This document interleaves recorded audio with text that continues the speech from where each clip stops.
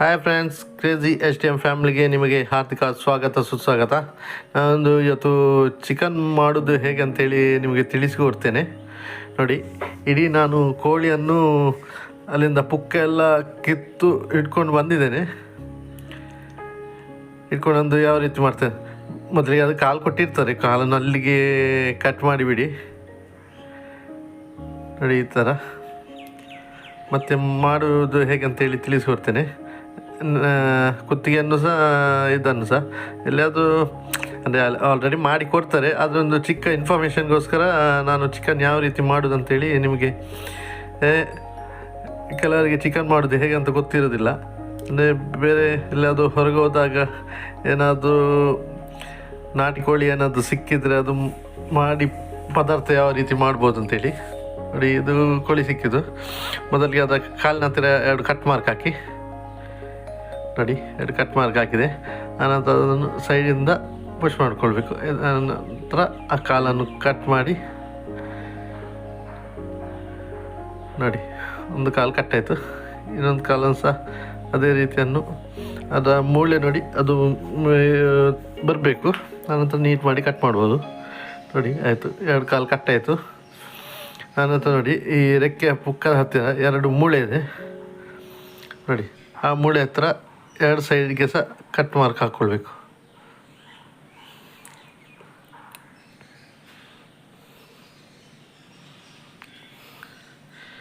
Cut mark ಹಾಕಿದೆ. ಆನಂತರ ಅದರ ತಲೆ ಭಾಗವನ್ನು ಇಟ್ಕೊಂಡು ಆ ಬೆನ್ಮೂಳೆಯನ್ನು ತೆಗೆದು ಗಟ್ಟಿಯಾಗಿ ಎಳ್ಕೊಳ್ಬೇಕು. ಆಗ ನಿಮಗೆ ರೆಕ್ಕೆ ಬೇರೆ ಮತ್ತು ಅದರದ್ದು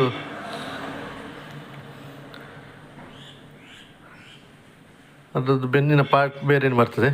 ಸ್ವಲ್ಪ ಗಟ್ಟಿ ಇರುತ್ತೆ, ಆದರೆ ಟೈಟಾಗಿ ಎಳ್ಕೊಳ್ಳಿ.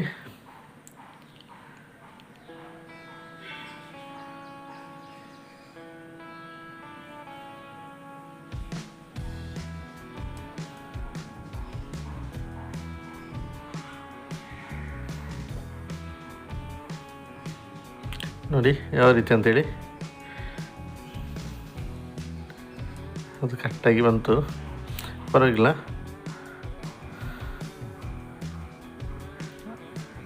ಕುತ್ತಿಗೆಯಲ್ಲಿ ಇದಿರ್ತದೆ, ಎಲ್ಲ ಕ್ಲೀನ್ ಮಾಡ್ಕೊಳ್ಳಿ. ಇದಕ್ಕೆ ಅಂತ ಹೇಳ್ತಾರೆ, ನಮ್ಮ ತುಳು ಭಾಷೆಯಲ್ಲಿ ತೆಮ್ಮ ಅಂತ ಹೇಳ್ತಾರೆ. ಅದು ಬೆಕ್ಕಿಗೆ ಹಾಕಿ, ಅದು ನಾವು ತಿನ್ನೋದಿಲ್ಲ. ಈ ಥರ ಬೆನ್ನಿನ ಪೋರ್ಷನ್ ಇದು ಆ್ಯಕ್ಚುಲಿ ಬಾಯ್ಲರ್ ಕೋಳಿ ಅಲ್ಲ, ಹಾಗೆ ಈ ರೀತಿ ಆಗುತ್ತೆ. ಮತ್ತು ಅದರದ್ದು ಕುಂಡೆ ಪೋರ್ಷನ್ ಇದ್ದು ನೋಡಿ, ಅದನ್ನು ಕಟ್ ಮಾಡಿ ತೆಗೀರಿ. ಕಟ್ ಮಾಡಿ ತೆಗೆದು ಬೆಕ್ಕಿಗೆ ಹಾಕಿ. ಬೆಕ್ಕುಗಳು ಚೆಂದ ಮಾಡಿ ತಿಂತದೆ. ಆನಂತರ ಅದು ಕಟ್ ಮಾಡಿ ಬಿಡಿ. ಆನಂತರ ನೋಡಿ, ಸಿಂಪಲಾಗಿ ಒಳಗಿಂದ ಅದರದ್ದು ಎಂತ ಹೇಳ್ತಾರೆ, ಈ ರೊಟ್ಟೆಗಳಿಗೆಲ್ಲ ಕರುಳು ಗಿರುಳು ಎಲ್ಲ ಇರ್ತದಲ್ಲ, ಅದರಲ್ಲಿ ಇರ್ತದೆ. ಆ್ಯಕ್ಚುಲಿ ಎಳೆಯುವಾಗ ಸೀದಾ ಬೆನ್ನು ಮೂಳೆ ಒಟ್ಟಿಗೆ ಬಂದುಬಿಡ್ತದೆ. ಆ್ಯಕ್ಚುಲಿ ಇದರಲ್ಲಿ ಬರಲಿಲ್ಲ, ಬಾಯ್ಲರ್ ಕೋಳಿ ಆದರೆ ಬಾಕಿದ್ದು ನಾಟಿ ಕೋಳಿಗಳಲ್ಲೆಲ್ಲ ಸೀದಾ ಬಂದುಬಿಡುತ್ತೆ. ಆನಂತರ ನೋಡಿ, ಇದನ್ನು ರೆಕ್ಕೆಯನ್ನು 2 ತುಂಡು ಮಾಡುವ. ನೋಡಿ, ಕಟ್ ಮಾಡಿದೆ. ನೋಡಿ, 2 ತುಂಡಾಯಿತು. ನೋಡಿ, ಕರೆಕ್ಟಾಗಿ ಕಟ್ಟಾಯಿತು. ಮತ್ತು ಚೆಂದವಾಗಿ ತೊಳಿಬೇಕು.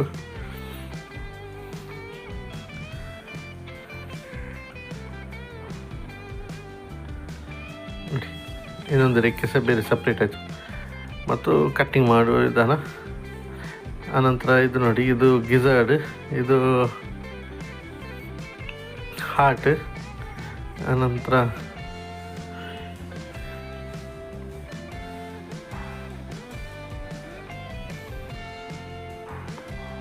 ನೋಡಿ, ಅದರಲ್ಲೊಂದು ಲಿವರಲ್ಲಿ ಒಂದು ಕಪ್ಪಿದ್ದು ಕಹಿದ್ದು ಇರುತ್ತೆ, ಅದನ್ನು ತೆಗೆದು ಬಿಡಿ.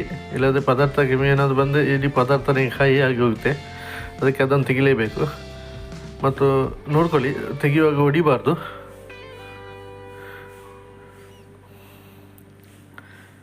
ಇದು ಗಿಜಾರ್ಡ್ ಅಂತ ಹೇಳ್ತಾರೆ.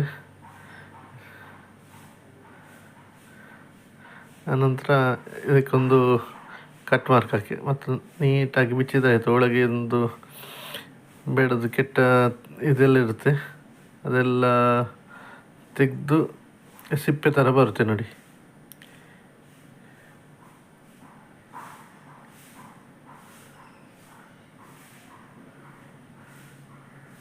ನೋಡಿ ಈ ರೀತಿ ಅದರ ಸಿಪ್ಪೆ ಬೇಯಿಸಬೇಕು. ಕೆಲವರಿಗೆ ಗಿಝಾರ್ಡ್ ಅಂದರೆ ತುಂಬ ಇಷ್ಟ, ನನಗೆ ಸಹ ಗಿಝಾರ್ಡ್ ಅಂದರೆ ಇಷ್ಟ. ಲಿವರ್ ಅಷ್ಟು ನನಗೆ ಇಷ್ಟ ಇಲ್ಲ. ಮತ್ತು ಚಿಕನ್ ಇದು ಹಾರ್ಟ್ ಇರುತ್ತಲ್ಲ ಅದು ಸಹ ತುಂಬ ಇಷ್ಟ. ಮತ್ತು ಕೆಲವು ಸಾರಿ ಚಿಕನ್ ಇದು ಬರುತ್ತದೆ, ನಮ್ಮ ಈ ಕೋಳಿಯಲ್ಲಿ ಬರೋದಿಲ್ಲ, ಇದು ಟೈಸನ್ ಕೋಳಿಗಳಲ್ಲೆಲ್ಲ ಬರ್ತದೆ. ಎಗ್ ಯೋಕ್ ಅಂತ ಹೇಳ್ತಾರೆ ಅದಕ್ಕೆ. ಹಾಗೆ ನೋಡಿ, ಇಲ್ಲಿ ಕೋಳಿ ಮಾಡಿ ಆಯಿತು. ಇದೆಲ್ಲ ಬಿಸಾಡುವ ಐಟಮ್ಸ್ಗಳು, ಬೆಕ್ಕಿಗೆ ಹಾಕಿ ಇಲ್ಲಾದರೆ ತೆಗೆದು ಬಿಸಾಡಿಬಿಡಿ. ನಮ್ಮ ಮನೆಯಲ್ಲಿ ಬೆಕ್ಕುಗಳು ತಿಂತವೆ. ಮತ್ತು ಅದನ್ನು ನೀಟಾಗಿ ತೊಳೆಯಿರಿ ಕೋಳಿಯನ್ನು. ಮತ್ತು ತದನಂತರ ಅದನ್ನು ಇದು ಮಾಡಲಿಕ್ಕಿಲ್ಲ, ಸೀದಾ ಕಟ್ಟಿಂಗ್ ಮಾಡೋದು ಮತ್ತು ಪದಾರ್ಥ ಮಾಡೋದು. ನೋಡಿ ಫ್ರೆಂಡ್ಸ್, ನಮ್ಮ ಚಾನಲ್ ನಿಮಗೆ ಒಂದು ಇನ್ಫಾರ್ಮೇಷನ್ ವಿಡಿಯೋ ಚಿಕನ್ ಮಾಡುವ ಬಗ್ಗೆ. ನಿಮಗೆ ಇಷ್ಟ ಆದಲ್ಲಿ ಲೈಕ್ ಮಾಡಿ, ಶೇರ್ ಮಾಡಿ, ಸಬ್ಸ್ಕ್ರೈಬ್ ಮಾಡಿ ಅಂತ ಹೇಳ್ತಾ ನಮ್ಮ ಈ ಪುಟ್ಟ ವಿಡಿಯೋವನ್ನು ಮುಗಿಸ್ತೇನೆ. ಕೊನೆ ತನಕ ನೋಡಿ, ಒಂದು ಲೈಕ್ ಕೊಡಿ. ಮತ್ತು ಏನಾದರೂ ಕಮೆಂಟ್ಸ್ ಇದ್ದರೆ ಕಮೆಂಟ್ ಸೆಕ್ಷನಲ್ಲಿ ಹೇಳಿ. ಮತ್ತು ಏನಾದರೂ ಬೇರೆ ಯಾವುದಾದ್ರೂ ನಿಮಗೆ ಇಂಟ್ರೆಸ್ಟಿಂಗ್ ಆದಲ್ಲಿ ನಮಗೊಂದು ಮೆಸೇಜ್ ಕೊಡಿ, ಕಮೆಂಟ್ಸ್ ಹಾಕಿ, ನಾವು ರಿಪ್ಲೈ ಮಾಡ್ತೇವೆ. ಮತ್ತು ಹೇಗಾಗಿದೆ ಅಂತೇಳಿ ಈ ಚಿಕನ್ ಮಾಡುವ ಯಾವ ರೀತಿ ಚಿಕನ್ ಮಾಡೋದಂತೇಳಿ ನೀವು ತೋರಿಸ್ಕೊಟ್ಟೆ. ಆ ರೀತಿ ಮಾಡಿ, ಅಂದರೆ ಅಲ್ಲಿ ಅಂಗಡಿಯಲ್ಲಿ ಮಾಡಿ ಕೊಡ್ತಾರೆ, ಅದು ಪಟ ಅಂತೇಳಿ ಹೊಡೆದೆಲ್ಲ ಕೊಡ್ತಾರೆ. ಅದು ಹೇಗಂತೇಳಿ ನಮಗೆ ಸರಿಯಾಗೋದಿಲ್ಲ. ನಾನು ಅದಕ್ಕೋಸ್ಕರ ಖಾಲಿ ಆದದ್ದು ನಮ್ಮ ಇದಿರುತ್ತಲ್ಲ ಮೇಲಿದ್ದು ಕೂದಲುಗಳನ್ನು ತೆಗೆಸಿ ತಗೊಂಡು ಬರೋದು, ಮತ್ತು ಇಲ್ಲೇ ಕಟ್ಟಿಂಗ್ ಮಾಡಿ ಕ್ಲೀನ್ ಮಾಡಿ ನೀಟ್ ಮಾಡಿ ಮತ್ತು ಇದು ಅದನ್ನು ಮಾಡಿಸೋದು. ಯಾಕಂತ ಹೇಳಿದರೆ ನನಗೆ ಅಲ್ಲಿಗೆ ಅದು ನೀಟ್ ಕ್ಲೀನಿಂಗ್ ಎಲ್ಲ ಕರೆಕ್ಟ್ ಆಗಿದ್ದರೆ ನನಗೆ ತಿನ್ನಲಿಕ್ಕೆ ಒಳ್ಳೆ ಆಗೋದಿಲ್ಲ. ಆ ನಂತರ ಇದು ಕಟ್ಟಿಂಗ್ ಮಾಡೋದು, ಕಟ್ಟಿಂಗ್ ಮಾಡ್ತಿದ್ದೇನೆ ನೋಡಿ. ಸರಿ ಫ್ರೆಂಡ್ಸ್, ನಿಮಗೆ ನಮ್ಮ ಇಷ್ಟದಲ್ಲಿ ಒಂದು ಲೈಕ್ ಬಟನ್ ಪ್ರೆಸ್ ಮಾಡಿ ಮತ್ತು ಫ್ರೆಂಡ್ಸ್ಗೆಲ್ಲ ಶೇರ್ ಮಾಡಿ ಅಂತ ಹೇಳುತ್ತಾ ಈ ಚಿಕ್ಕ ವಿಡಿಯೋನ ಇಲ್ಲಿಗೆ ಮುಗಿಸ್ತಿದ್ದೇನೆ. Thank you so much for watching.